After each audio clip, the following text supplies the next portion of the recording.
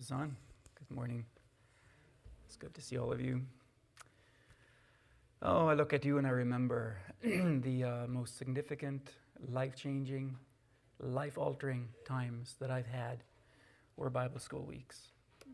Looking back from 44 years, those were the pivotal turning points. They didn't seem dramatic at the time, but in those times, I dealt with things that had gotten pushed off. The spiritual clarity was there for me to see my heart in ways that I hadn't before.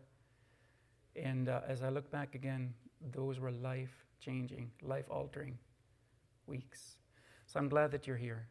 I'm glad that you invest in God, that you allow your soul to be open and guided. God bless you for it, truly. May He work with what you give Him. I'd like you to imagine, if you could, you're kneeling next to a a box that you're trying to open and fix something inside of. It's a sunny day, and you're frustrated.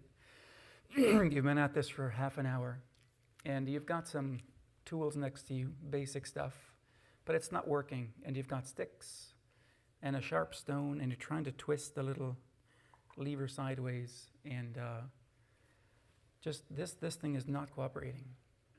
And you need to get it done. You have no option but to do it. And after half an hour, it's just you're so done, but you have to. And then a friend walks up to you and gives you a little bag and says, "Here, try that."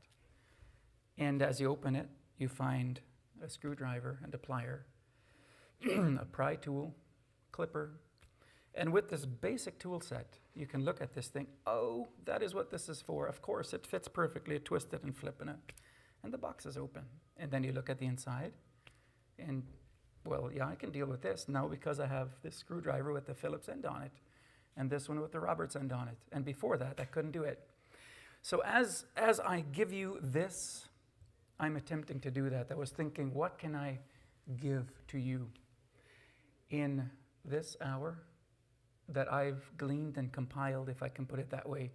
What is the core? What will be your quickest shortcut to success, to clarity, to growth? What can I give you? What can I put into that bag? So I'm not going to necessarily give you one magic thing to do, but the concept is what absolutely has to be in all of our life to have a successful, thriving, clear, productive, fulfilled life. And the title for this is, this thing is poking me. The title for this is Resigning from the I-Team. So resigning from the I-Team, and it will make more sense at the end. And we've all heard the phrases of die to yourself and things like that, and less of yourself, and serve others. It's all wrapped up in here, but I'm trying to package in a different way that it's a lot more understandable. That you can take it, and in your absolute daily life of whatever it is that you're processing, that you can take this, think back, and apply it, and go freely forward. So resigning from the I-Team. I asked the students at school a while back, we have assembly every Friday morning, so I asked the students, if you could be, I don't know how big your imagination is, but maybe try with me. If you could imagine that you're a horse, so I don't know what your brain does with that information, but imagine you're a horse, and you're wild and free, and you're running in a big open, let's say 600-acre ranch. And you're unrestrained except for the fences of the far sides, but it's basically free. And that's you, and you're free. You're in the Texas range maybe. There's very little hindering you or telling you anything. You are free. And then, if that's you, imagine a different scenario. There's a farm scene. It's about 1910-ish when they needed horses. So there's another horse, same age, same stature, same color, but he's plowing in the sun with the farmer walking behind him over the furrows, up and down and up and down, and it's plod. And the harness is pulling the shoulders. It's good work, it's hard work, it's not suffering, but it's a good load. It actually feels good doing it. And then after that, you get unhooked, and the 10-year-old takes the harnesses off, combs you down. And there's many other things that come with that life of that horse. But I asked the question at school, and for those of you that were there, you maybe know where I'm going. I asked, which one would you be? Like, which is better? What would you pick as a default? What would you do? And if you ask that question to society at large, society will typically answer, wild and free, of course, be yourself. But, so if I can ask you, if you would pick, can I see a show of hands? I maybe already gave the answer, but what's your first thing that comes to mind? Like beyond the politics, beyond what you think is right, what would you rather be? Let's close our eyes and let's do this. Close your eyes and just vote with me. Whose first instinct was the wild horse? Okay. Whose instinct, again, not thinking it through, whose instinct was the harness plowing one? Okay, there's about 10 of you voting, so I'm assuming the rest of you can't do the horse imagination. But okay, so we'll leave it there. But we'll do the test at the end again. So the wild and horse, I had this perfect student at school who answered immediately and clearly, the wild horse. And I said, sure, thanks, girl. I didn't say that, but I felt it. Let's do this. So the wild horse, you live and die your horse life. So every day you get to what? And she said, be free. Right, sure. So what are you doing? What are you doing out there? And I don't know, be free. So you're running around, right? Yeah, I'm running around. Okay. And then you live and die. And then once you come to your death, what did you do? What did you accomplish? What were you? You were free, right? And you ran around, right? Yeah, I did. I ran around my whole life. Okay.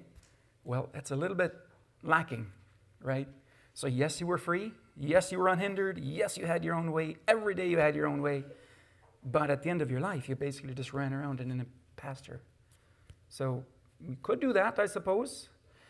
And the other one is, let's look at the other one, the harness plowing horse. He does plow. He actually is working for his own food as he walks up and down. He's going to plow grain or plow the field, plant grain. In fall, the granaries are full because of him. And he's going to have a full granary. He has food for the rest of his life because he's helping do it. He takes the family to church and back. And he has fellowship with the children. They're riding for fun. The father of the home is close to the horse. They have mutual agreements and understandings. They round up cows. It's a very full life. And yes, he's working. Yes, he's harnessed. Yes, he has no decisions of his own. But if you were to take that horse's life and at the end of it, talk to him, what did you do with your life? And he would go through a long list of fulfillment. Long list of fulfillment. And take the other one, and what did you do? I was free. So if you look at it really for what it is, it's not much of a deal to be free. Not much of a deal to be free at all. And I say that as a young man, that when I was very, very, very much a wild horse when I was younger. Very much. I was extremely independent. I played hockey once a week. I did whatever I wanted for quite a long time. And it got more and more frustrating. It got more and more lonely. It got more and more unfulfilling because I was going the wrong road. And the further you walk from light, the darker it gets. It's just the nature of law. And the freer you are, the less fulfilled you'll be. I guarantee it, because it works like that. That's how life is. So, the more that I got mired into my own thinking, I went to professional sports games, played hockey, bought an expensive car on credit because I wanted it. I did all the wrong things. Got credit cards that I shouldn't have gotten, toys, and went down and down and down. Eventually, I woke up, thank God. God clunked my head sharply a few times, said, son, wake up, this is nonsense. And God woke me up, thank God. But anyway, so I've tried the free one. And it is what it is. It is, like, at the surface, it looks all right. But if you look at the fine print, it's not free. It's not as easy as that, to be free and fulfilled. It doesn't work. It's not what life is meant to be. So, and the other thing I want to say as I get going here, some of the most serious, hurtful, painful regrets that I have are when I mind my own way. I left home when I was 20, 21-ish. I left home twice, the colony. The first time was selfish.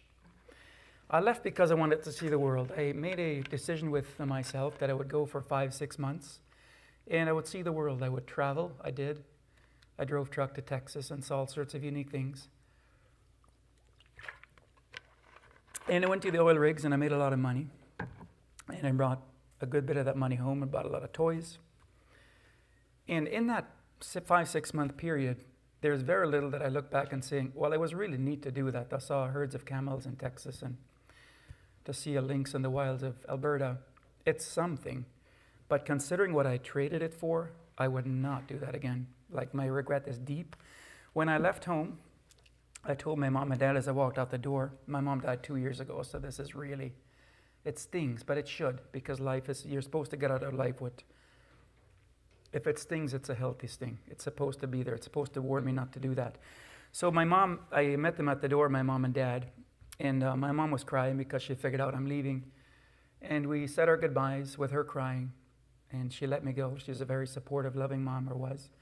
And my dad wouldn't shake my hand because he said to my mom, I'm not supporting this. I can't do this. He's going the wrong way. And my mom, with crying, said, Dad, shake his hand. He's leaving anyways. Like, don't make this miserable. Just, he's going anyway. Shake his hand and say goodbye to your son. And then I walked out, and we're all crying because I wanted what I wanted. I had this tunnel vision. And some of the deepest regrets that I have in my life today is my mom looking at me like that. She let me go, but it was that severe pain to her, and I know I hurt her badly. But I couldn't see beyond what I wanted. So I'm just going to leave those two things to there, the wild horse, the plowing horse, and my deepest regret. I'll put that up as a pegboard and just move on. And to another story. There's a young man who enters the military. So when he enters in, he signs up. He gets told where to go at this and this base and this state or town or whatever, it's U.S., I guess. He gets a rank, which is at the bottom. He gets clothing issued. His civilian clothing is gone. He gets clothing. He gets a schedule. He gets a haircut. He gets sleep schedule, sleep hours. He gets food choices. And he has absolute obedience assigned to him. And that is along with person A and person B and person C and person D get the same treatment. And then person F, same treatment, person so on. Same haircut, same. Eventually, you've got a row of young, undistinguishable men. 1,000 deep, 10,000 deep, 100,000 deep. They're all the same. They have the list that I just read. Same rank, same schedule, same everything. So what's been taken away is the I factor, and we'll get to that in a minute. So as they enter in there, this guy's now in training, and he's kind of okay with this because he gets it. And after 3 months, he goes to this commander, and he says, "Hey, we've been doing great here. Can I get some action?" And in that, the commander says, "Are you supposed to be cleaning the Humvee today? Is that your assignment for this morning?" And the young trainee says, yes, sir, that is what I'm doing. And the commanding officer says, "You were supposed to clean the 4 Humvees inside. You were cleaning 8 underneath as well."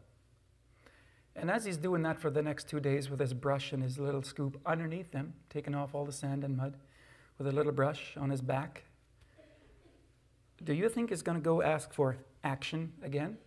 Or will he think about what he's going to do next time he goes to the commanding officer? So look at this situation. What's wrong? What did he do wrong? Why did he get slapped in the forehead like that? Can anybody guess? Okay, what's wrong is this. The question, when can I get some action?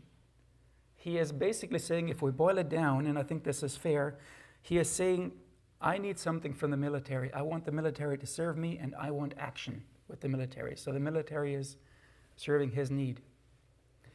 And I'll tell you something, the military does not care about his need. He got put in there to be consumable, expendable, used up, told where to go, told what to do, when they need him, how they need him. They do not care about his needs. His needs are not, they're not on the same planet. Like, that is not part of the equation at all. And if this young man comes in with the subconscious mindset of the military is going to serve him still, he's not begun training. And the officers know that. If they get it to a situation and they need 50 men to take an extremely dangerous bridge at 2 in the morning, nobody's going to wonder, when is his birthday? Is this a good day for him? Does he have headaches at that time of day? Is he hungry? Is he scared? Is he the oldest child? This is too dangerous. Like, whatever factor you want to do where the dress code doesn't fit him, It's not there. We need 50 young men to take a very dangerous bridge at 2 a.m., period. Nobody cares about anything about you, what your name is, nothing. I need 50 men to go do that. The military is not serving you. You are serving the military. So when he said, can I get some action? There was still a subconscious mindset that you're missing it, son. This is not how we do things here. And then, it's a long job. He's underneath cleaning the vehicles. And he's thinking, what on earth? But I guarantee you, next time he wants to do that, he'll think, okay, I did something wrong. Eventually, he'll clue in. I'm part of this deal. I'm a unit.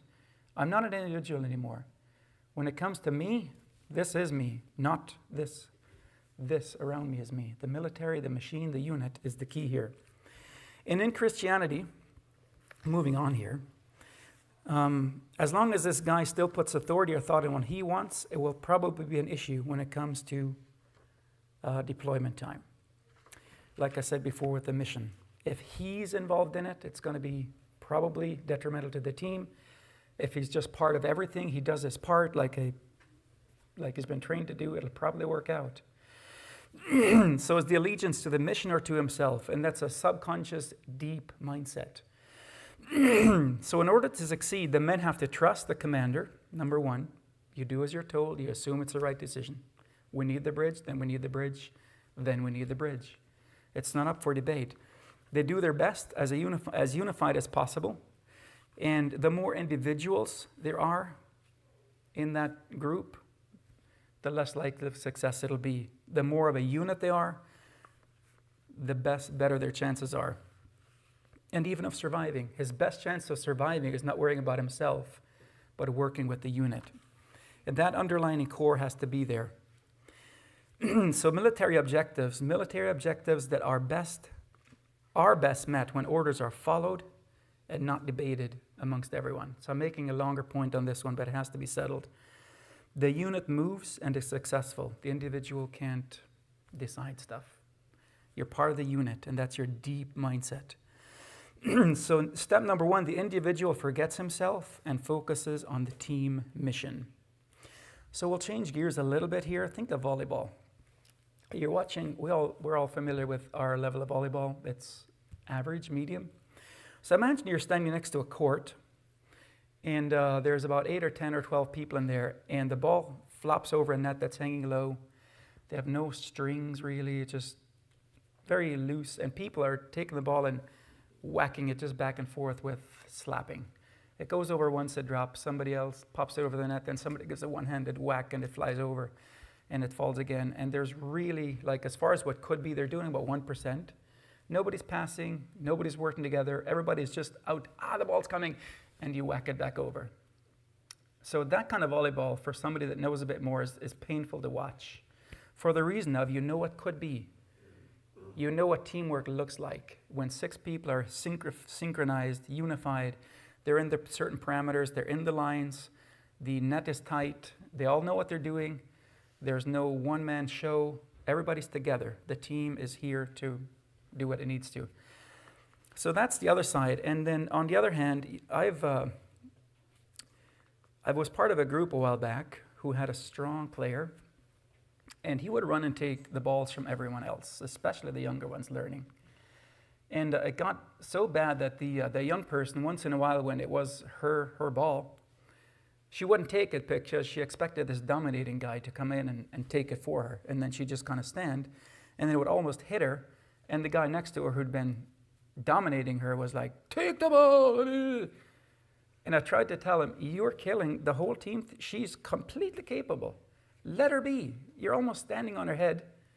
And then when it's her ball and you decide to graciously let her take it, she doesn't know what to do because he's going to come and boot me out again. So by his dominating strong, he wanted to win. But by doing that, he killed the teamwork totally. It was sad to see that one guy who is probably twice as good as the rest of them, he killed the game over and over and over. And eventually I said, do that one more time and you're out. We are perfectly capable of doing our thing here. As a team, we do well. But with you doing that, get out. You're a total detriment, being twice as good. And he's starting to get it, but it's a tough one for him. But the team is the point here. One star in the team can wreck what the team is supposed to do and lose the game in the process, doing the opposite. So I'd like to do something else here. Matthew 25, I read this a while back at church here, so our home group will know where I'm going. But Matthew 25, turn there. I'd like you to, this is a test. So as you look at this parable, and it struck me with our winter program at school, we had this parable, and my attitude, this message is partly born out of that. So it's a parable of the talents. It says, the kingdom of heaven is as a man traveling into a far country, who called his own servants and delivered unto them his goods. And we know the parable, and I think for sake of time I might not read all of it. But unto one he gave 5 talents, he's passing them out. The servants come, he's passing them out, 5, 2, 1. And he gave them to his team. He passed out either responsibility or actual currency, we don't know. It says talents, but it could apply in many different ways. So he gave them responsibility, I'll say it that way. And he that had received 5 talents traded the same. He worked with them, he invested, he got them back. Let's say somebody gives you 10,000, go use it. I would give you 10,000 of my money. And I say, young man, here, I'm back in 2 years. Here's 10,000. What are you going to do with it? So the point is, you might go, if your niche is cars, you might go buy a car for 10,000, do some work on it, sell it for 12. You take the 12, buy an $8,000 car, sell it for 9. Now we're $3,000 ahead. So instead of 10,000, we technically have 13. And you keep working it and wisely investing it, and you lose 5 in the next deal, but you do it again. And eventually, when I come back after a year or two, I'll ask you, what did you do with the 10,000? And you will say, I made 10 more. Here's your 10. It's not the 10 I gave him, but we have 10 that I'm going to account for, and 10 more that I bought and sold. I had to sell 20 cars to get this thing, and I lost a pile of money doing it, but I actually made 10 back. Here you go. And then I, as a owner of the 10,000s, will say, well done. And another one, 2, and so on it goes. But he that had received 1 went and digged in the earth and hid his Lord's money. And after a long time, the Lord of those servants cometh and reckoned with them. And then they give account here in verse 20 and 21. His Lord said unto him in verse 21, well done, thou good and faithful servant. Thou hast been faithful over a few things. I will make thee ruler over many things. Enter into the joy of thy reward. And the 2 talents as well. And then the guy who had 1, he got less, but it doesn't matter. He said, I knew that thou wast a hard man, reaping thou hast not sown, and gathered where thou hast not strawed. He's saying, I know you're shrewd. I know you, the hard man comes across here, I think, different than what probably the original wanted. It's shrewd. You'll do things in a certain way to make your end come out. You'll get the long end of the stick when possible. And I was afraid and went and hid thy talent in the earth, and lo, there it is, that is thine. I am given back the exact same one that you gave me. Here it is, I kept it for you. And his Lord answered and said, thou wicked and slothful servant, thou knowest that I reap where I sowed not, and gather where I have not strawed. In other words, I want increase. You could have put the money to a bank and gotten interest, basically. And then he says, take therefore the talent and give it to him which has 10. And the point isn't here that the guy who has 10 has 10. He was completely faithful with what he got. That's why he's getting the other one, because he'll put it to good use as well. He made good use of 10, he'll make good use of 1. And then it says here, everyone that hath shall be given, and he shall have abundance. But from him that hath not shall be taken away even that which he hath. And cast ye the unprofitable servant into outer darkness, and there shall be weeping and gnashing of teeth. So when you read that, I was almost shocked at my own opinion, or at my own viewpoint when I looked at this a number of months ago. So when you read that, what comes to your heart psychologically? Do you think that's rough? Like when you read that, what do you think? I wish there was almost a Bible study that we could dialogue more, because I'm kind of stuck doing it. But what comes to your heart? With my initial reaction was, ooh, that is severe. What on earth? And it was almost an unjust ring to it. But then, in rereading it, you start at the beginning, and you're saying, it reads here, and again, take what we're reading and put it back to the layers that I've been building on, and read it another way with the other viewpoint that I've been talking about. For the kingdom of heaven, So this is not about the guy with the 1 talent here. This isn't what the story is about. He's a minor player. It says the kingdom of heaven, there's a big picture, let's say military, if we can put it into our other terms. For the kingdom of heaven is a man traveling into a far country. He's an owner of much, who called his own servants. They are working for him. They report to him. They get their sustenance from him. They get their house from him. He's their servant or their master. And he's calling us servants and delivered unto them his goods. It's not their goods. It is a master delivering his goods to servants that are working for him. That's the context. So when we feel sorry for this guy getting cast out, he did utterly fail in his duty, right? And that's the correct perspective. Jesus is saying the kingdom of heaven is like this.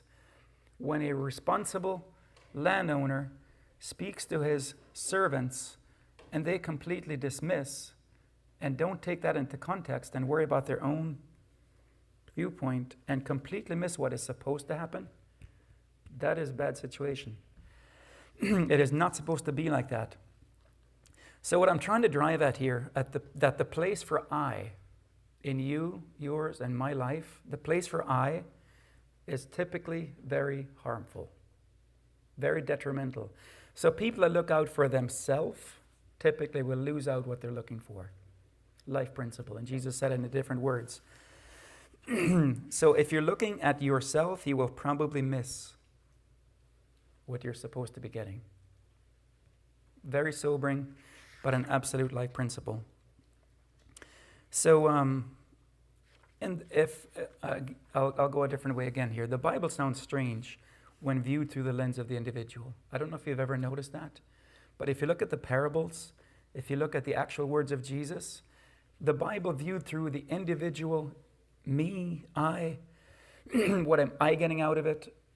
If you would view a soldier through the lens of an individual, it becomes really weird as far as what they're asking him.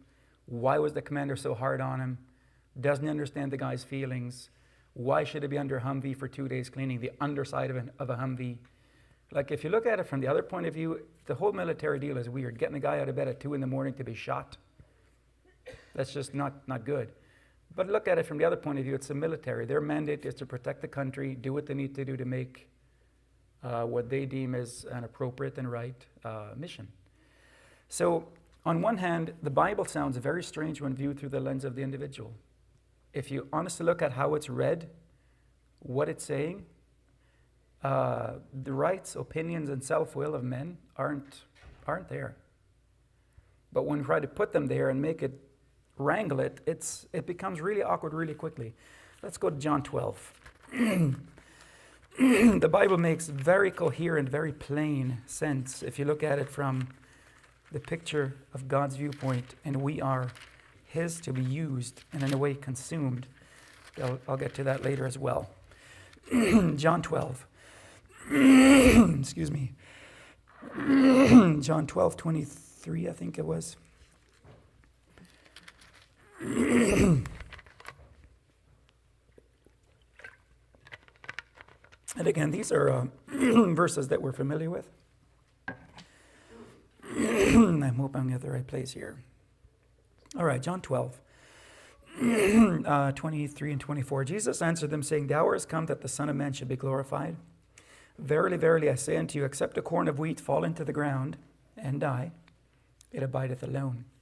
But if it die, it bringeth forth much fruit. So when you read that at base English, most of us will look at it and say, we need to die to ourselves, we need to die more, we need to be more unselfish. Sure, but that's kind of skimming. It's not really getting at what he's saying here.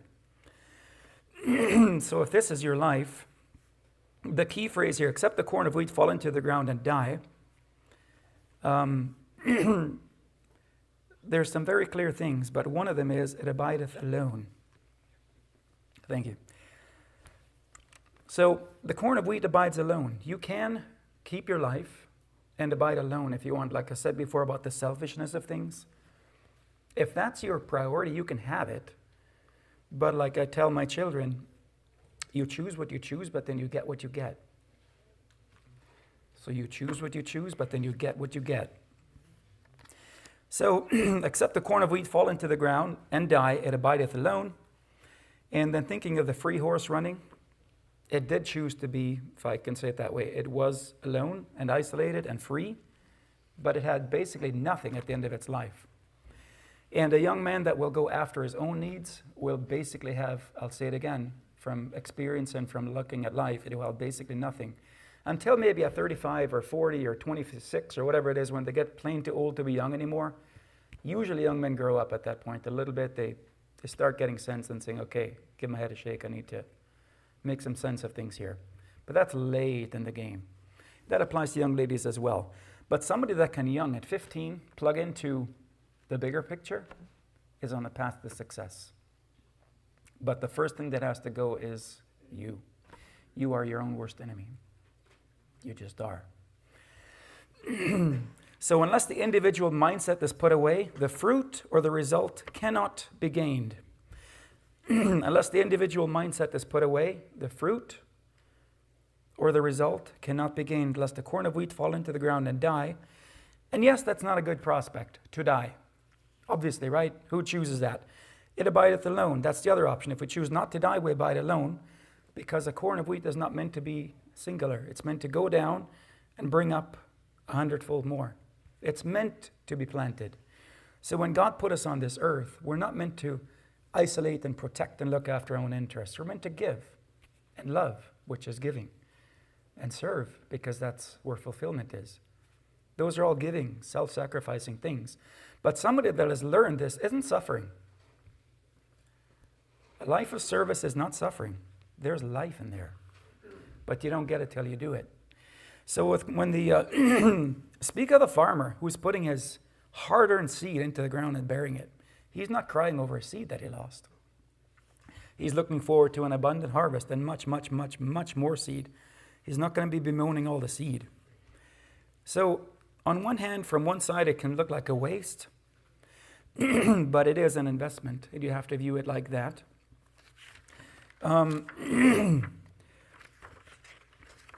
So I'd like to just leave that aspect of things and change things a bit here.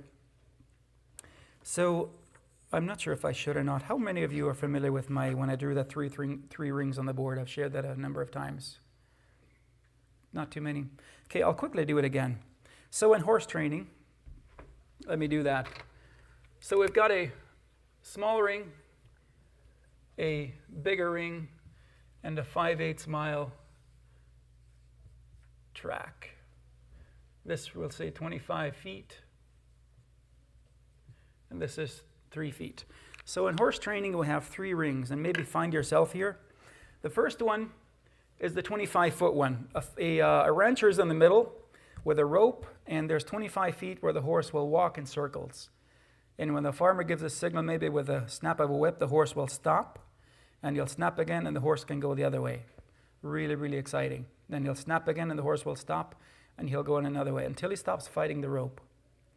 And once that's established, the rancher is not going to kill you. Just relax. I know you're big and free and wild and strong, and you'd rather be out running. But for today, you'll be on the rope, or else it just is this way, and you'll walk in circles. And the horse just got brought in from the pasture, and he's just not liking it, and jerking and fighting, and every chance he gets, he's doing something else. But after about a week, he figures out, I don't die here. Whatever, I do this for an hour, and I go get food, and I run away again. It's okay. And he submits to the 25-foot ring, and he's learning to walk in circles. And he's learning to simply do it, get it over with, and move on. All right, we got it. So we do that with a saddle on, and we do the same thing. And he bucks for maybe 20 minutes, but he figures out, again, this isn't killing me. What's the difference? Put the saddle on, walk me, let me out, no problem. So at a certain point, he figures out, this is fine. And then he takes him out. Then we start riding, and he bucks for a while. And after all, we get the idea that what he wants me to do with the training and the reins and the stop and the go and the turning. And we get that figured out, and the horse is then able to process and run. But after a while, he gets, you know what, I still want to be free. I don't like being told what to do. I hate cows. And he just, this is not nice. And he gets grumpy, and this guy on my back is always just telling me what to do all day. And he gets his will back, especially when he sees George running on the hill there. And then the farmer will then, or the rancher will then take a rein and snug it really tight and put his nose right back to his flank. So he has to do this. And my brother used to do that. The horses hated it. It was like a shaming and a punishment and just everything in one thing. And the horse very quickly said, I give up. And then he'd settle down and then he'd do what he's told again. But once in a while, they just needed the tight rein. Okay, you can be a jerk if you want, but I'm the rancher, I'm in charge, I know what we need to do, we got cows to move, you can't decide to prance and run and do your own thing here. I need you to work for me. So you go into the 3-foot loop for a while, however many turns you want. There's no rush. You can go all day in a 3-foot circle or we can do one turn, it's up to you. But as soon as you settle back down, we'll go work again. And it'll be good. And at the end of the day, eventually, the horse figures out that, okay, it actually was really good. It's fulfilling to do a day of work. We get these cows moving. I don't like them anyways. So it's fun to herd them into this corral and lock them up and have them out of the way. And this is good. I'm dominating with the rancher. But the horse figures out this is good. That, like, wild and free has its perks, but this is great. And I get more feed than he does anyways. And I got the children on my back and we get an apple in the evening from the mom. And he figures out, I like this life, this bondage life. This is actually good. Shocking. Now, if you would have told him here when he first got that rope on his halter and he was jerking the farmer for an hour at a time, if you would have told him that he would enjoy being harnessed, that's crazy. I want to be wild and I want to be free. But once he is harnessed and he figures out what's going on, it's like, I can do that. And eventually, because he's bred, excuse me, I'm not sure what my voice is doing today. Eventually, because he's bred to run, he's got 6 generations of thoroughbreds behind him. He was actually specifically born to run, to be the fastest horse on the continent. He's fulfilling that. When he calms down, when he figures out what to do, when he doesn't fight anymore, then they get him in here, and he might win a few $1 million in bets because he's one unit with this jockey who's been riding for many years. And as you see them flying around that 5/8 track, and he's gaining nose for nose for nose, just an absolute machine, if I can put it that way. Completely one with the jockey on his back. They're both moving in complete sync, going for the same thing, no fight. Just beautiful muscle, tearing down the track and winning. That's what is the aim, but it starts here. And until when that wild and free thing is there, you will never get to the track and winning what you were made to be.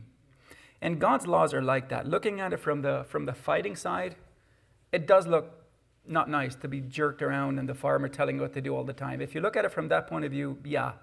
But look at it from the other point of view. You were made to do this.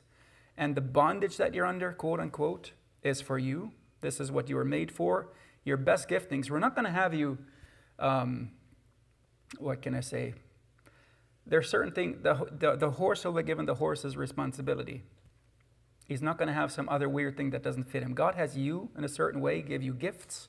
He will fit you what he wants to do with you and for you. And it will fit and it'll be comfortable and natural and fulfilling.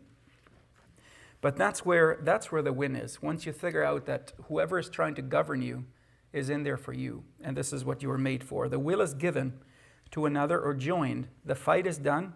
There's harmony. The horse gives up his individuality, but he gets to be part of a beautiful team with the jockey. So there's trust and submission.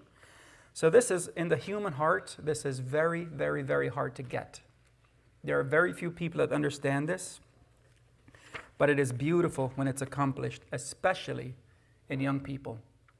So to have a young heart that is 12, 13, 14, 15, 18, that is in harmony with their authority is absolutely beautiful. There is no conflict.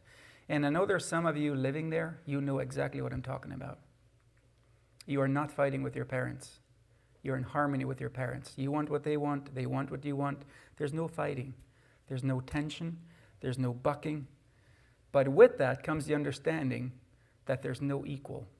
Somebody has to be in charge, and that somebody is not you. And that for the human heart to process is not, that's hard. It truly is. And if you're not there, it might look like somebody's just trying to fight you. That's not the point. The point is to have complete harmony. But having said that, in theory, how does it translate? When am I done? What's my time? 12, okay. So how does this translate? Like, it's one thing to have the theory, but over here, how does it look? With your what authority would we have? Family, church, I guess are the easy ones. So how does this look in real life? We're just going to roll another page here. So again, for those of you walking in clear harmony, that you've understood this principle and gotten it, you know that the wild and free is highly overrated, and that the blessing that you're getting out of your current relationships, the fullness of that, it's worth it by 10,000 times over, like easily, not even a question. Not a question. But looking at it from the other point of view, needing to submit and needing that heart broken. I don't like the term a broken will, because I don't think God does broken things as far as wrecked, but it's yielded and submitted to a way that there's no fight. So the horse's will isn't broken. It's given. It's harmonious. There's a difference there. The broken, like you can dominate and bully a horse, that they're afraid of you and they'll do anything you ask, but they're scared. They're tense. And it's very different than being in complete harmony, trusting each other. So a broken and a submitted will, I think, are different. And God wants a willing to submitted heart. And I'll get to the person and the life of Christ, which is my ultimate goal, and look at him. And that'll give a very clear picture. I love that. That's where I'm going, by the way. So the authorities in your life, family and church, are probably big ones. Where can I go here? So looking at parents, let's do it this way. So Jesus and his father. Jesus was a son, and Jesus had a father, right? Pretty basic. So how much conflict did they have? Anyone? How much conflict did Jesus and his father have on a daily basis? Yeah. None, zero, nothing. Jesus kept saying what? Over and over and over when he talked about his father. Help me out. Mm-hmm. Yep, what else? What else? So, I and my Father are one. I do the will of him that sent me. What else? Mm-hmm. Anyone else? Let's have a few more. There's many. Mm-hmm. No one comes to the Father but through me. Mm-hmm. So in those phrases, and there's many, like I'm confident that no matter what you would pick out from the entire Gospels, every phrase that Jesus said about his Father, if you would mine it for eternity, you would find no conflict of will there. None. It is not there. And that is the heart of what God wants for his children, to him. But the training ground, quite frankly speaking, is you and your parents. Because unless you get the earthly part down, the chances of you getting your heavenly part down is very, very low, quite frankly. So your school is your parents. And I'm not saying this because I am a parent. If my dad were here, I'd be in your shoes and he'd be here.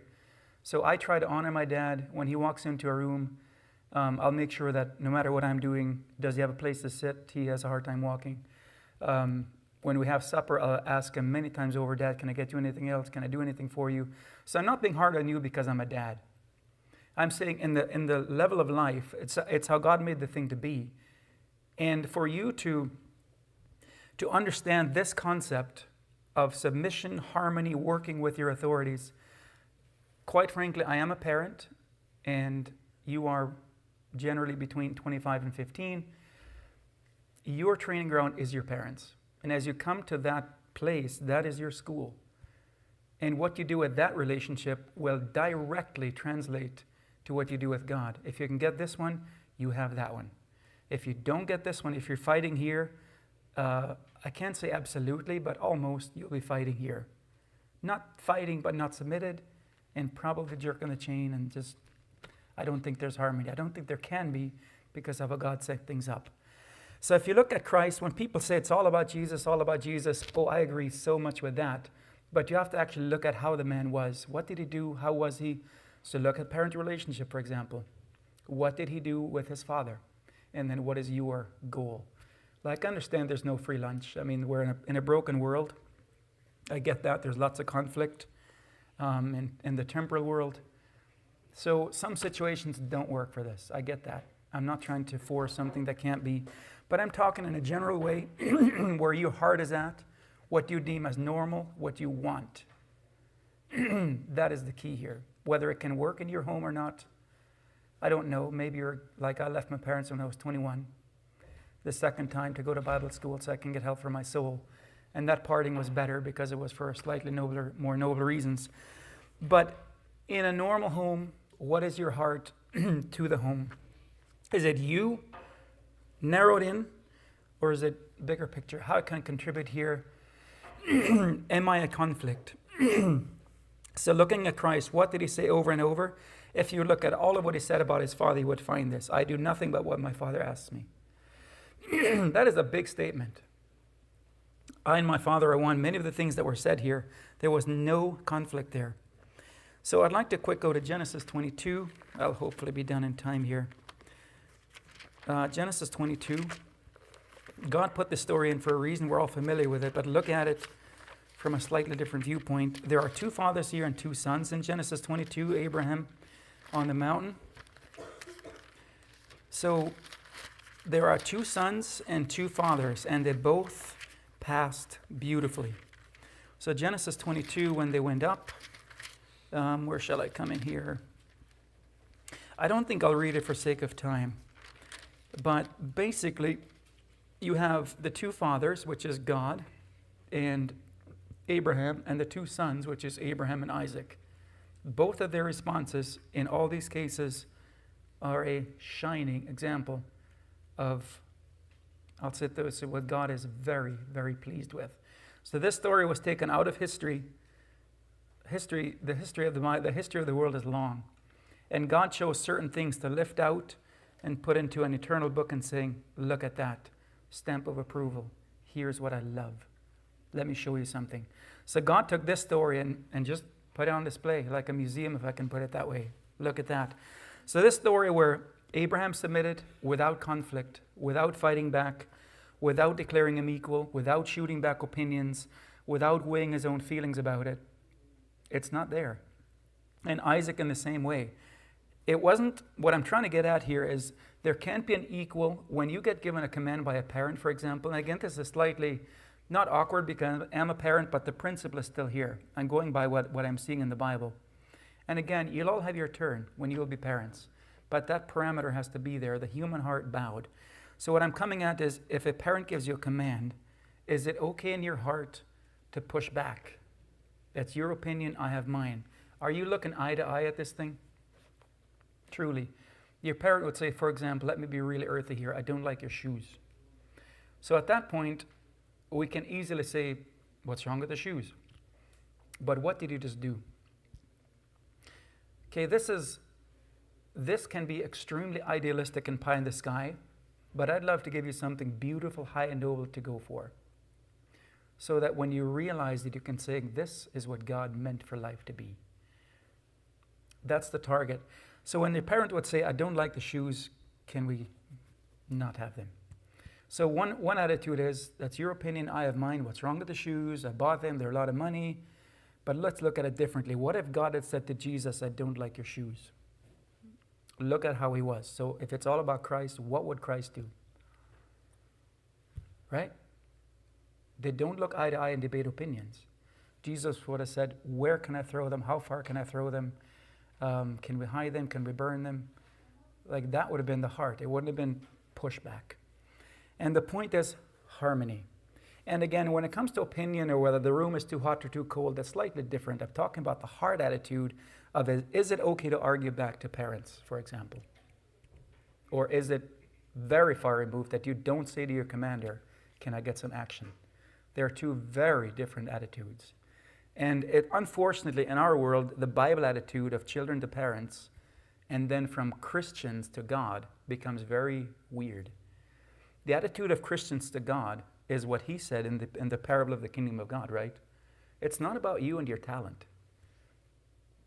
It's about the owner getting what he told you to do with the talent. That's the point. It's the landowner, not the servant who didn't use it. So what I'm trying to do here is mind down to the heart attitude for you to look at, is it good or bad that my will be given away? So again, if there's a young man that's wild and free, and you as a young man, you're under your dad, in other words, he's not letting you do certain things, or he's guiding you in a way that you just might not be comfortable with, and you look at this wild and free young guy over there, are you jealous? Or do you see it as for what it is? Can you take God's way and saying, this is what the Bible actually clearly shows me. I want what God wants. I want the very best that can be for my life. And therefore I have to do it God's way. And in that, once you step into it, once you come in that, you do find the blessing. And you can say, this is good. So God's ways translate very easily from the Bible to real life, but it's hard to do. So I'm saying it's not just theory is my point, but when you actually come to it and do it, you find out this is hard. Have you ever watched hard as in not suffering, but it's not as easy as it looks. Have you ever watched an expert do something, and then you go and try it, and you can't even begin to do it, and you're like, oh man, I had no clue it was this tough. Like all of a sudden, the respect for what just happened goes way up because it looked so easy. And when we look at Christ's example, he was so utterly successful at doing this and so clear with it that it looks easy and you just take it for granted that, yeah, he was God. But you try it. And then your respect for his submission, Philippians 2, I'd like to go there later, or Isaac.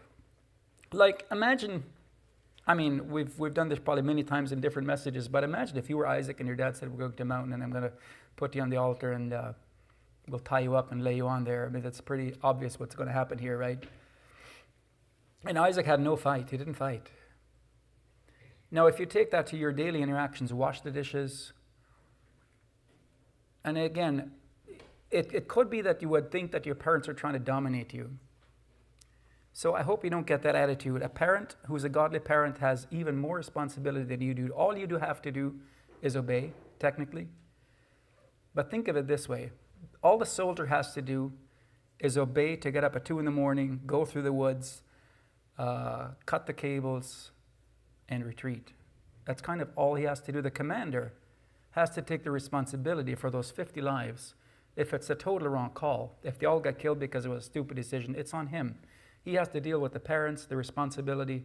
It's on his shoulders of what's going to happen here. So his command, if he does it right, he is bearing the responsibility of that. So a parent that is selfishly just commanding you willy-nilly, it's not how it's supposed to be either. But I'm not talking to parents. If I was talking to parents, I'd say different things. But for you young people, a heart that is in harmony with your parents is what you're after. That's the long and short of it. I'll tell you a quick story about a cattle guard. We were visiting a ranch one day, and this very experienced girl took a horse for a walk. You know what a cattle guard is? You're familiar with cattle guards? So we have fence, and then there's a gate, posts with more fence.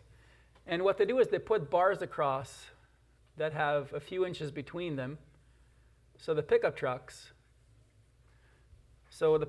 can drive through and just go over the bars, book, kind of like railroad tracks. But if an animal or a cow tries to go on it, they fall through these gaps, their hooves fall in. So animals will not go on cattle guards because they get all 4 feet down there and they're pretty much dead. So it's a completely effective way, and usually they're long enough, like 10 feet, that the animals can't jump over them. So Texas gates, I think that's what they're called. Cattle guards, I don't know. But anyways, there was this girl there, and she was distracted, and she took this horse out, and she was going to leave the yard, which happened to have a cattle guard. And she was experienced. She'd been riding for at least 20 years. She was probably 30 years old at the time. But she was distracted, and she went up to the gate, and the horse shied off. And she wasn't cluing in, like, come on, we're going out to the mountains, literally. And she pushed him again, and he shied off again. But then she got serious with him, like, move it. We're moving out. We're going to go to the mountains. And he stepped onto the cattle guard and went down all 4 feet. So if you think of a 2,000-pound horse, all 4 feet are in the cattle guard and is now stuck in there. And usually it's over, like you can't get them out. Because when they step, they come up. His leg is here. He pulls it up to get footing. He steps into this round bar and falls in here. And just keep doing that, then basically rip himself up, and you have to shoot them and get them out with a crane or something. But the horse literally allowed her to lead him onto the cattle guard. And again, it went down, and the owner of the ranch panicked. Very sober man, but at first, that's the only time I've ever seen him worked up on anything. But he panicked and ran over. And somehow it was close enough to the side that it got one leg out, and it was able to hoist itself up and put the other one out on the other side, and then kind of just scrabbled with its back ones, where because they're a hawk, it was able to kind of hobble sideways and got 3 out and then 4. And it actually got out. Scratched and ripped, but it got out and it lived and it was okay. But the horse literally allowed itself to be put onto a cattle guard. It said, I don't want to do this. Are you sure? And she said, go, let's go, we're moving out. And he said, this is not a good idea.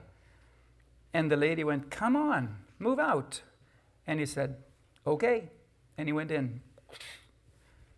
Can you imagine? Is this a good horse or a bad horse? Who's got the fault here? So what I'm saying is your parents are typically not going to just jerk you around for their own fun. They take their responsibility serious, because if they have your life like that, I trust that they'll love you with it and guide you in a way that's good and right. So I'm going to be closing in a few minutes. I'll leave some stuff out. I packed a little bit too much in. But the point is the heart attitude. Is it your life? Are you eye to eye, command to command with your authorities, or do you have the right to push back? Are you equal with your authority? Can you be submitted to directions? Can you be told what to do? And again, my point isn't to work at parents here. I'm just saying that's the school. Because when it comes to God, if you're trying to hold on to your own life and have God direct it on the other hand, it doesn't work like that. Like, it just doesn't. You have to have a heart that can say, yes, Lord, yes, and like it and love it and live there. And once you're there, it's beautiful. So just in closing here, can you be told what to do? No strings, no pushback, no opinions. So buildings have shipping departments, cleaning departments, warehousing, complaint departments. And in some cases where things are going super well, they might close the complaint department because there are none. Their product is just great. I would invite all of us to close the opinion department. Can I say that? Just close the opinion department. Try it. It's hard. And your respect for Jesus and for Isaac and Abraham will go way up. So if somebody tells you something and you're ready with an opinion immediately, that's our natural response. I'm sure all of us do it, including me. But I would challenge all of us to close the opinion department. Nobody asked you how you feel about doing dishes. They didn't. We just need the dishes done as a family.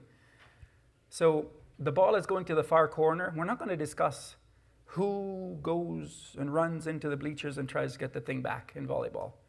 Whoever's closest, ablest, best fits it is gone. It's not, nobody asked how they feel about it. Just, it's part of the team. The team needs it done. Whoops, the ball is coming, and you run and you do what you can. You fly into the chairs, you save it. And it's a sacrifice, but the team just needs it. Had it been him, it would have been him. So be it, right? Stuff just fits if you look at it from a team aspect. So again, this phrase here, I'd like to say it again. I like it. It is very simple but very clear. Look at Jesus, and humility isn't thinking less of yourself. You've all heard this, but it's so true. Humility isn't thinking less of yourself. It is thinking of yourself less. Just don't worry how you feel about stuff. Try just simply doing it, no strings. And again, it's harder than it looks, I guarantee you. But once you get used to the process, it's actually remarkably freeing. So if you feel a rein on your right neck and the rancher wants you to turn to the right, don't ask how you feel about it. Just turn to the right and see what happens. You might be seeing stuff happen in your life that you never dreamed would happen. If I can put it that way, you'll be cutting off cows you never dreamed could be cut off. Because you stopped fighting. And somebody's been trying to guide you. And all of a sudden, when you cooperate, stuff unlocks and off it goes. It's amazing because it's how God meant it to be. So the guided life, and that's what it is. It's essentially a guided life. The guided life has untold blessings, guardrails to hurtful cliffs, shortcuts to goals. I read a post the other day. A man without a map No, a man without a guide, if you've heard it, maybe help me out. A man without a guide makes a 2-day journey into 20 years or something like that. Can you quote it loudly? No. Try. So a man without a guide makes a 2-day journey into 20 years. 1,000 days to make a 2-day journey is the point. And then another one that I really love, John Dee says this one, I think. He who is under the rule of the compass has the freedom of the seas. I love that. He who is under the rule of the compass, in other words, you're being told what to do. You can't just sail wherever you want. If you want to go to India, you'll have to be very specific about what you're doing. But you have the rule of the seas. Take the compass away and take a captain who is free to do his own thing and let him go into the ocean. That's basically how most people live their life. When the wind blows here, we do it. If we feel like doing that, we do it. If it looks like a good idea to do that, we do it. And there's no governing. There's no guidance. So he who is under the rule of the compass has the freedom of the seas. That is kind of the whole nutshell. So as opposed to, if I can go back to the earlier one, running around all day. And at the end of your life, you were a free horse, but you lived and died running around in the pasture. Whoopee. So, going into the kingdom of heaven is like, read those parables in a different eye, or with different eyes. God's world is a big world. You're part of it. God needs you. You're very specifically made with gifts that God needs. And I'm not just saying it. God made you. He needs you. So if you are a screwdriver, there's things that you can do that the level cannot do. If you're a hammer, there's things that the pry bar cannot do. There's things that the plier can do that the hammer cannot touch. So God needs you. I'm not saying you have to obliterate yourself or your gifts. Develop your gifts. God says wait on the gifts in Corinthians. Wait means like a table waiter. You know, a waiter comes and gives you food, he serves you. Corinthians says wait on the gifts, meaning serve the gift. So if you have a teaching gift, develop teaching. If you've got a servant gift, develop serving. If you've got a giving gift, develop giving. Learn how to give $20 to the right need where it's like, that fit. Good job. You saw it, you gave, you helped. So there's gifts to be waited on. You are very individual. God made you that way on purpose. There's no mistakes here.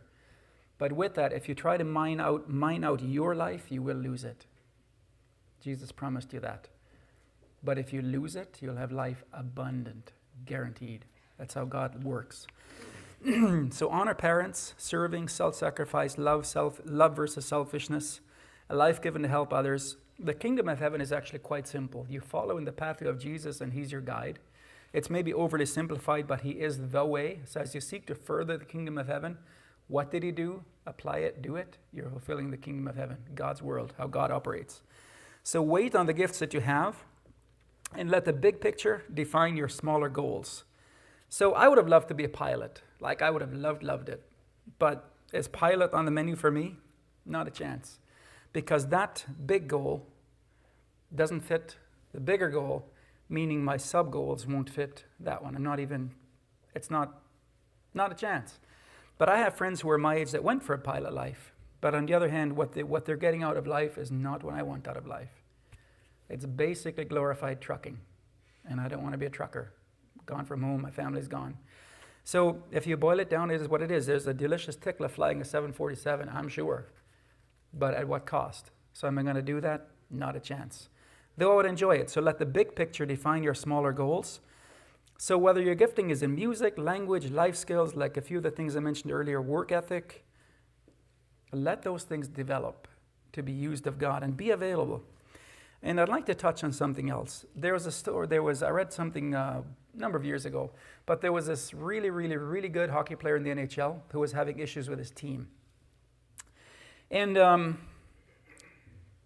he played really well. He made a lot of goals. They won games because of him. But they were feeling as a team there was tension between him and the team. And it would show up once in a while in the news with comments. Once in a while he would do stuff. There's just tension in the locker room. And there was a last straw where they said, that's enough. this guy needs to be traded. He's the best guy on the team, but he's gone. You know what it was? I won't have you guess. But his last straw was when he showed up to practice. He showed up at the arena to practice in sweatpants. So NHL players are required to wear suits, or they were, probably still are. There's a dress code. We wear suits, it's dignified. We show up in suits, we change into our hockey gear, we go out, we shower, back into suits, and then home we go. Whatever you do at home, so be it. But this guy showed up in sweatpants to practice. And the team said, you've done a lot of stuff wrong. You've hurt the team in many ways. But this one, no, you are getting traded. And I think he was benched for a game or two and then shuffled off elsewhere. And he did okay elsewhere. But the team, the coach said, we are a team here. We cannot have an individual sore thumb that's insistent on doing his own thing. But it's interesting that the clothing was the last straw. And you know what? Clothing is a big deal. I'll just touch on that here. So clothing says something about you. Clothing, like if you go into a mall, what they want you to do is basically put the I flag out. Look at me, look at the style, look at the cut, look at the brand name, look at me. Vacuum, vacuum, vacuum, vacuum is what the world tries to do. So if you look at the military and you've got 1,000 people who are in the same suit, it's a very different picture. He's just part of the crew. There's no distinguishing anything versus somebody trying to flaunt himself. Very, very different mindsets.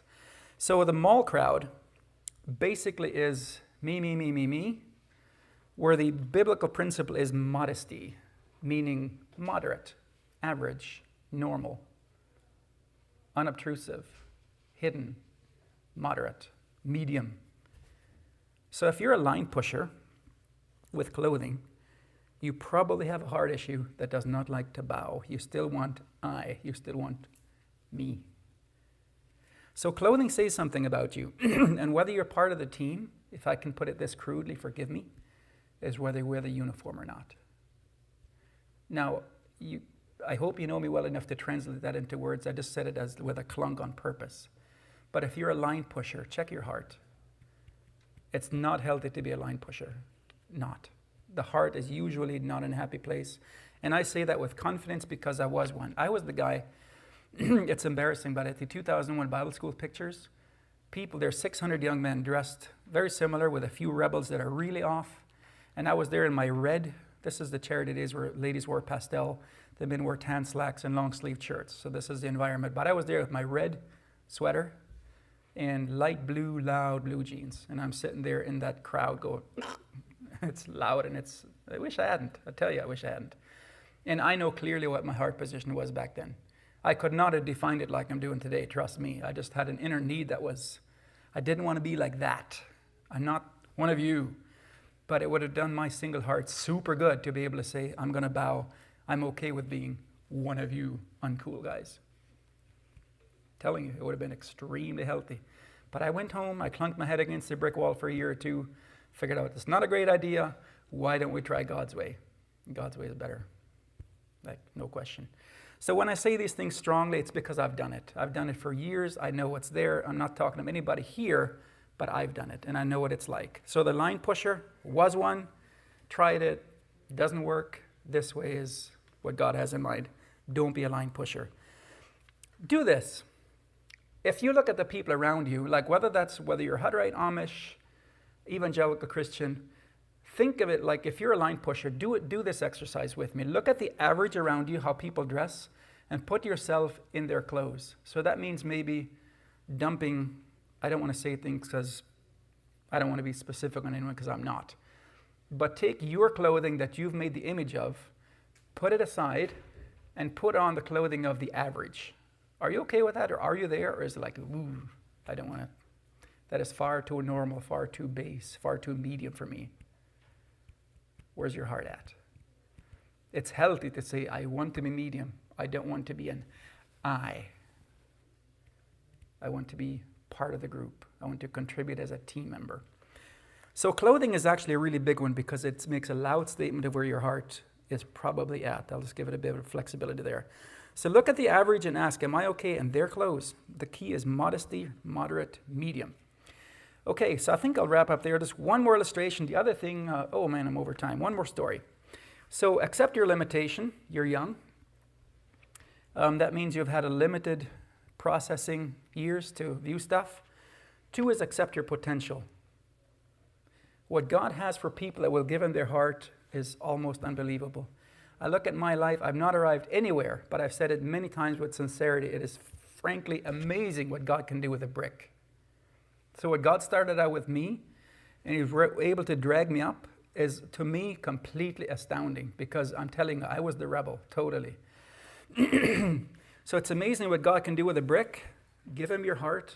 You're more than bricks, by the way. I was way back. You've had far more training and much more godly input than I had. But accept your potential. God can do anything with you. But it's in daily life. It's a daily. Do you think Mary expected the angel when she did? When the angel came down and said, Mary, today's the day you are going to bear the Son of God. I'm sure it was a normal day. She probably washed dishes, washed clothes, swept the floor. And she did yesterday and the day before and the day before. But that one day God said, it's time. I need you. Or Abraham and Isaac. He didn't dream that the next day God would wake him up and saying, here's the biggest test I'll put in the Bible. Men will look at and marvel at you for the next generations of thousands of years. So one more story. Accept your potential. One more story, and this one is, there is wisdom outside of you. So in the same way that the commander tells the troops what to do, the horse trainer tells the horse what to do, there are cases when a parent or a church authority knows things and sees things deeper and in more layers than you do and longer term than you do. So the story is this. Accept people outside of your viewpoint. If you don't see it, that actually doesn't mean anything. Human beings can frequently be, I still see things, we can be blind. I see things at 44 that I didn't at 43. Totally not. There's brand new concepts that I looked at all this time, all of a sudden a layer comes off and whoop, I see it. So you are young, and sometimes there's things that your authorities may see that you just don't. So I had a friend who's a pilot who flies for WestJet. So he told me a story, and I'm paraphrasing. He was taken off when he was doing, he had his first job, he was delivering mail up north, and he was taken off from Calgary, I think it was, and he was climbing up to X amount of feet. Where's my marker? I am sorry for going over time, but I want a quick finish. So north, east, west, south. So he was heading, let's say, north, this way. And he was gaining altitude, and air traffic was directing him where to go. He's climbing 2,000 feet, 3,000 feet. So air traffic says, okay, so-and-so call sign, we need you to bear east at a 270-degree turn. And he was a new pilot. I think he'd been working for a month. This is a big airport. There's a lot happening. And so they said, bear east. So they want him going this way. But they said a 270-degree turn. And it was a lot of traffic, a lot of static, lots of stuff going, gauges climbing, check your angle, check your airspeed. And the 270 was just kind of a bumblebee, didn't quite process it. But he heard east. And I didn't quite understand it. Are you sure he said that? So he starts edging this way. And as he's going off of his path, air traffic comes back and said, call sign so-and-so and so-and-so. Could you confirm so-and-so? I need to head east at a 270-degree bearing, I think is what he said. And he said, copy that. And he kept going again. He kept edging east. But what they wanted from him, then he said, they called him again and said, okay, we need to be clear here. Like they're starting to not communicate with the other people around them. They're focusing on this guy. And they got serious with him and said, okay, call sign so-and-so. We need you heading east at a 270-degree bearing. And he said, well, am I not doing that? It's not professional language. You're supposed to be this crisp, cool pilot voice. And they said, basically, long and story short, he was supposed to do this. He was supposed to fly this way, turn left 270 degrees, and go east. So not 90, but 270. And he said, we need you back over on your current heading immediately because you're flying into the path of an oncoming 747. Literally. Get out of there. So we did not tell you to do 90-degree east. We said 270 east. Get out of the way. Once he's clear, head east all you want. But get out of there. I did not tell you to do that. Like move left. There's whatever X number of plane, 600 passengers coming in. You're in his way. Move it. And he didn't know. And then all of a sudden he's, oh! And he gets that clarity. And 270 east, okay, I get that. And he's back over. So to him it made sense. And he did. And they corrected him. But he wasn't listening. And then shut down the world. This is bad. Move left, I'm telling you. So he got it partially, but he didn't get it. And there might be things in your life, you're younger, your parents are older, be it things that the church decides this is serious. And you're like, I don't see that. Well, frankly, nobody asked you if you saw it or not. There's other people in charge. If they're in charge, it's not your job to decide. Once you're in the place of being a gray-haired man and you get to guide and shepherd safely for the next 100 years the flock under you, and you make a call like that, you want them to just do it because there's stuff you don't get. And we don't care if you don't get it. Just do it and see what happens 50 years later. That's key. There's stuff you don't see. So when a young person says, well, I don't see it that way, that is so, can I say, as I said it before, that is so stinkingly arrogant. Don't do that. If you, with your tender years, if I can say it that way, say, I just don't see that. Ugh. That's like a kindergartner saying to his teacher, and they're trying to explain algebra, and he says, well, I don't see it that way. Well, who asked you in the kindergarten whether you can understand algebra or not? That doesn't mean it's not true. It just means you're limited. Accept it. So with authority, with being guided, let God guide your life. We sometimes have common sense. God has actual sense. So I'm just going to leave it there. Look at the big picture and look at the heart posture. Be okay to bow. You want harmony with God. Amen. Oh, the title is Resign from the I-Team. There's a lot in that title. Amen.